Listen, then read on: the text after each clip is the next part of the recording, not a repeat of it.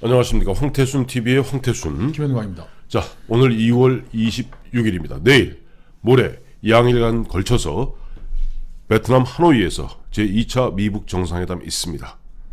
지금 김정은은 조금 전 하노이에 도착했다고 합니다.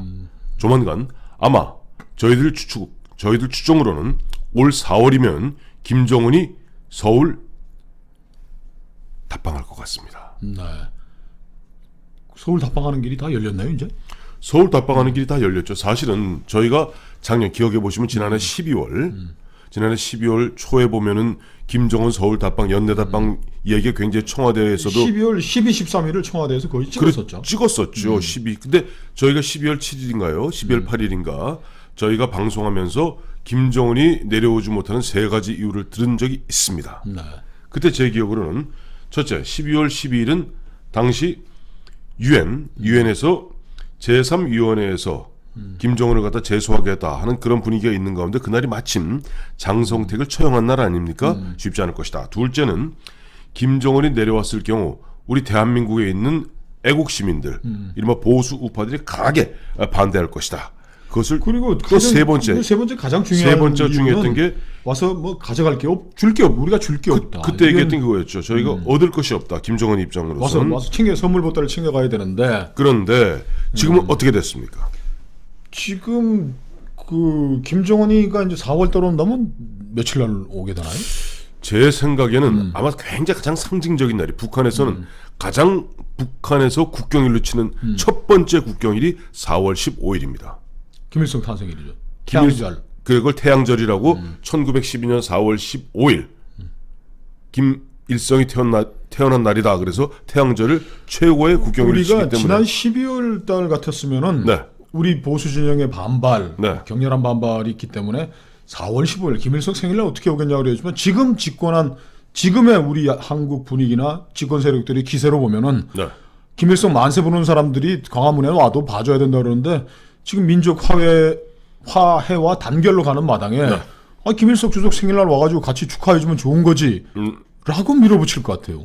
그렇죠. 보면 이미 지난해 12월 달에도 이미 그 당시 광화문에서 백두칭송위원회 또 백두위인을 이야기하지 않았습니까? 네. 뭐 그런 분위기에서 현재 분위기로 보아서는 4월 15일 날 오히려 역설적으로 4월 15일을 갖다가 서울 답방일을 정할 가능성이 저는 크다고 그래요. 봅니다. 우리 황태순 TV에서 하노이 협상, 미북 정상회담에서 논의될 것들이 구체적으로 이제 정해졌다 그러면 좀 설명을 드리고 그때 했던 표를 좀 올려주시면 예, 제가 잠시 올려보겠습니다. 예. 트럼프가 김정은에게 줄 수 있는 게 뭔가 했는데 네. 첫 번째가 종전선언이었어요, 그죠? 종전선언. 북한이 뭐 해방 이후 6.25 전쟁 이후 집요하게 요구했던 거죠. 그다음에 경제적 유인 제공할 수 있는 거 있다. 네. 그다음에 미사일 핵시설 폐기 비용을 부담할 것 같은데 이제 3번은 빠진 거하고 종전선언과 이 경제적 유인에 대해서 네. 문재인 정권이 이거는 뭐 우리가 다 맡아서 할 테니까 트럼프 형님은 정은이가 하노이에서 해달라는 거 다 해주세요. 종전선언은 사실 우리는 뭐 당사자가 아니지만은 네. 중국, 미국, 북한 3자가 당사자이니까 중국의 입장도 있는 것이고 네. 종전선언이 정치적 선언으로 끝나는 게 아니라 곧 이어질 유엔사 뭐 해체라든지 주한미군 철수, 일북 수교, 미북 수교, 주한미군 철수 여러 가지가 있기 때문에 우리가 어떤 식으로든 그 자리에 참석하고 그 진행 상황에 대해서 우리의 목소리를 내야 된다는 것이 기성의 우리 대한민국의 문법이었는데 네. 문재인 대통령은 나하고 정은이하고 생각이 똑같으니까 트럼프 형님은 뭐 우리도 안 가도 상관없으니까 정은이 하자는 대로 종전선언해 주세요라고 어저께 발표를 했지 않습니까? 그렇죠. 이게 뭐냐니까 어제 맞아 문재인 대통령이 수석 및 보좌관 회의 수보회의에서 뭐 신한반도 체제론을 이야기하면서 그것을 전하는 김의겸 대변인 또 얼마 전에도 그 얘기했습니다만 잘 기억해 보시면 2, 3일 전에 당시 문재인 대통령과 트럼프 대통령이 통화한 적이 있습니다. 네. 그때 저희가 한번 다뤘습니다만 문제가 뭐였습니까? 자, 우리가 선도적으로 경협을 갖다가 우리가 부담할 용의가 있다고 트럼프 대통령이 얘기했어요. 자, 그런데 어제의 분위기는 뭐냐니까 저 종전선언은 미북 간에 종전선언하면 된다. 둘이 하면 된다. 대한민국과 북한 간에는 이미 작년 2018년 9월 19일 평양에서 있었던 남북 정상회담에서 그 다음에 그 후속 조치로 군사 합의. 군사 합의서를 갖다 체결하지 않았습니까? 그리고 보면 뭐 GP들 다 때려 부수고 그다음에 보면 저 휴전선 DMZ 몇 킬로에 무슨 저 비행 금지 구역 설정하고 그것으로 사실상 불가침 조약 내지는 종전 선언은 종전 협정은 맺어진 것이나 진배 없다 하는 것이 대한민국 청와대 입장입니다. 이게 참 끔찍한 게 네. 아니 그거 종전선언인 거 아셨어요? 몰랐는데 우리 우리가 국민 아무도 모르게 종전선언을 합의해주고 왔다는 거 아닙니까? 그리고 트럼프한테는 뭐 우리 신경 쓰지 마시고 네. 뭐 앞으로 뭐 종전선언에 뭐 어쨌든지 간에 그건 정은이 하는 대로 다 해달라 그러면은 야 참 그리고 네. 이 트럼프가 내줄 것들에 대해서 저 수표를 미리 뭐이라기보다 수표를 다 끊어준 거 아니에요? 보증수표라고 그럽니다. 보증 수표인데 예. 자 경협은 뭐 우리가 다 알아서 하겠다는데 경협이라고 하는 것이 첫째는 세 가지죠. 첫째는 개성공단과 금강산을 통해서 캐시카우 현금을 뽑아갈 수 있는 대량 ATM 현금. 머신을 주겠다. 그다음에 큰 거는 뭐 있습니까? 결국 보면은 도로 및 철도, 현대화 사업 약 대략 추정컨대 한 100조 가량이 들어가는 것입니다. 100조 가량 들어가는 북한의 도로 및 철도. 그다음에 어제 문재인 대통령이 얘기한 부분이 굉장히 사실 의미심장한 얘기예요. 뭐냐니까 자 이미 이번에 제2차 미북 정상회담을 통해서 그야말로 이제 평화 체제가 사실상 구축된다. 그렇다면 마침 짐 로저스 등 이른바 투기 자본들이 북한에 들어갈 것이다. 그렇다면 우리가 거기서 주도권을 놓치면 안 된다.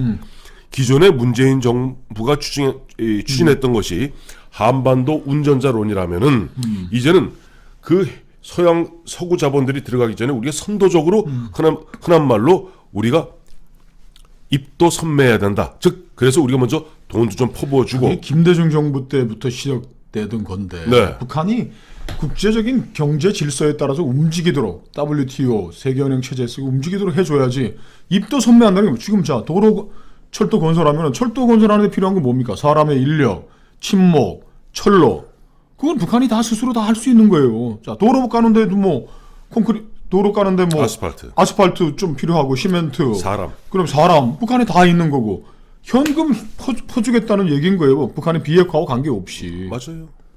근데 이게 참 이게 이제부터 황태준 TV 우리 황 대표님도 조심해야 될 게 네. 야 이렇게 뭐 퍼주고 하면 퍼주고 하면 자 종전선언을 하고 난 뒤에 있어야 또 국제 질서 속에서 우리의 목소리를 내면 이런 얘기하면 아니 화해하고 지금 새로운 시대로 해서 잘 가자고 그러는데 왜 냉전 시대 발상을 가지고 북한의 움직임에 대해서 우리가 견제를 해야 되고 하느냐. 확 풀어주고 북한이 일본하고 수교해가지고 200억 불, 300억 불 돈 받고 우리가 또 입도 선매하던 식으로 지난번에 뭐 저 개성공단에 있는 남북 뭐 사무소 100억 지구 지은 거 뭐 보수공사 하는데 100억이 들었다는 100억 들었어요. 예. 지금 2조, 3조 지금 뭐 막 갖다 줘야 되는 그런 판에 도로하고 철로 연결하는데 김영광 실장. 네. 그렇게 통 작게 놀지 마시오. 지금 보면 우리 현대 뭐 우리 민간 이 경제연구소 등에서 추정컨대는 도로 및 철도 현대화 사업하고 인프라 고쳐주는데 약 103조가 든답니다. 무슨 1, 2조 얘기를 하고 계십니까? 아, 참 그러네요. 그러면서 네. 이거 지금 이제 트럼프가 고려해야 될 우리가 세 가지 카드를 했는데 이제 이거를 트럼프의 부담을 문재인 대통령이 전화해가지고 한 거 아닙니까? 뭐 그 모든 부담을 내가 질 테니 형님은 뭐 좀 북한에 가서 북한 정은이하고 잘하라 그러는데 우리가 김정은이 내놓을 세 가지 카드 요 지난번에 이제 보여드린 예, 또 다시 올리죠. 1번 아이스벤 부분 반출리 폐기 할까요 안 할까요? 안 합니다. X 영변 핵시설 부분 동결 폐기 할까요 안 할까요? 하겠다고 이 얘기만 합니다. 비핵화 로드맵 제시할까요 안 할까요? 안 합니다. 트럼프 대통령이 하노이로 출발하면서 그랬지 않습니까? 실험 안 하면 앞에 빠진 거는 미사일 핵 실험 안 하면 우리는 행복해요.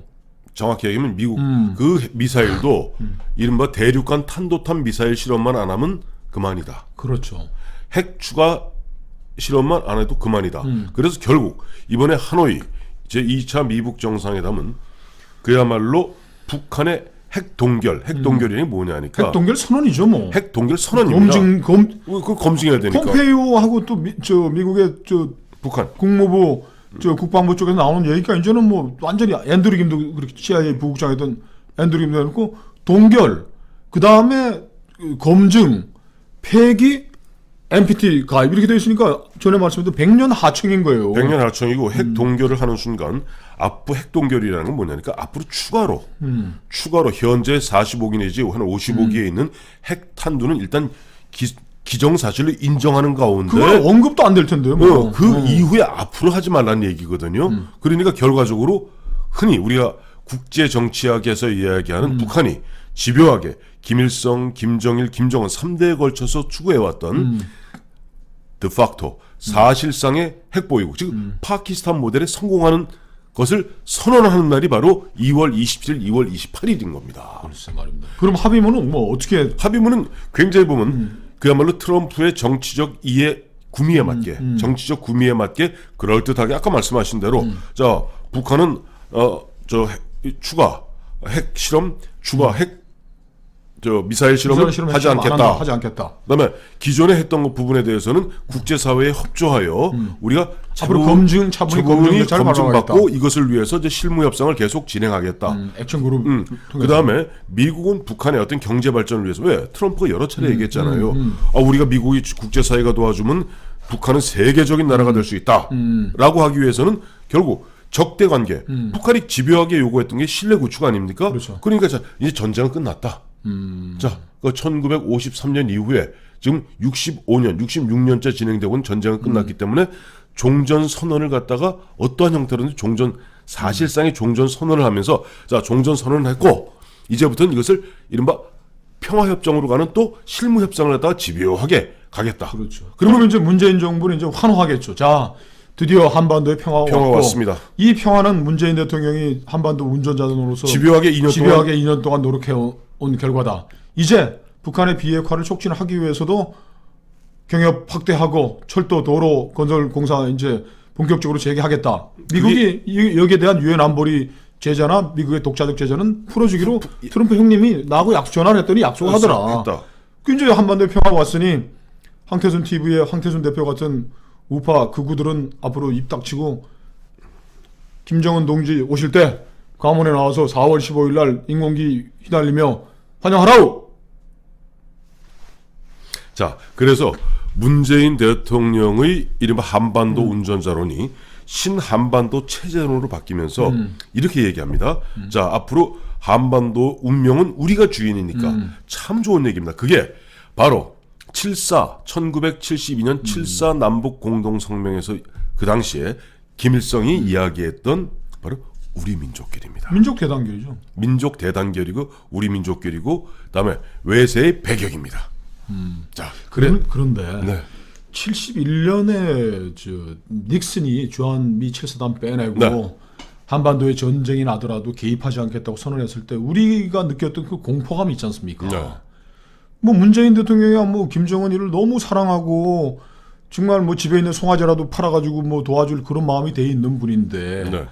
김일성, 김정은, 김정일의 거짓말과 도발에 목숨 잃었던 많은 분들과 그 가족들은 지금 그 공포감을 어떻게 할까요? 그냥 뭐 믿고 사는 수밖에 없나요?